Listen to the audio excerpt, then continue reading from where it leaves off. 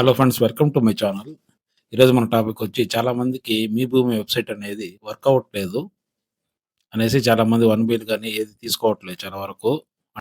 పట్టాదారు పాస్బుక్ మీ Aadhaar card link అయిందా లేదా అనేది స్టేటస్ అనేది ఎలా చెక్ చేసుకోవాలో ఈ వీడియోలో చూద్దాం.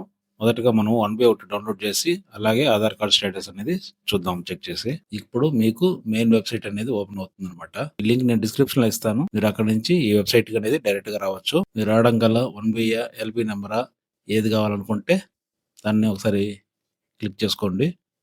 మీ 1BL ఒకసారి నేను క్లిక్ చేస్తాను.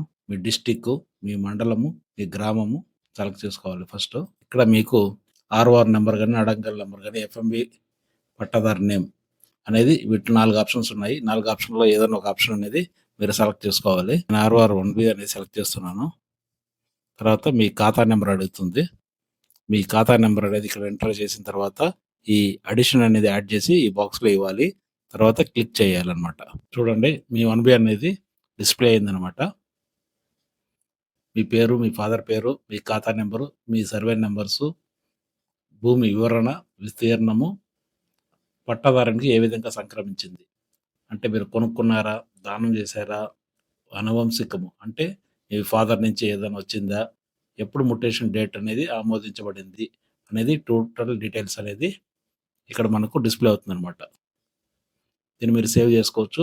ప్రింట్ కావాలనుకున్నా ప్రింట్ తీసుకోవచ్చు అనమాట. తర్వాత మీ ఆధార్ లింక్ అనేది స్టేటస్ చెక్ చేసుకోవచ్చు. ఇక్కడ మెయిన్ పేజ్కి వచ్చిన తర్వాత రైట్ సైడ్ చూడండి, ఆధార్ లింక్ స్టేటస్ అనేది ఉంది. ఇది ఒకసారి సెలెక్ట్ చేసుకోండి.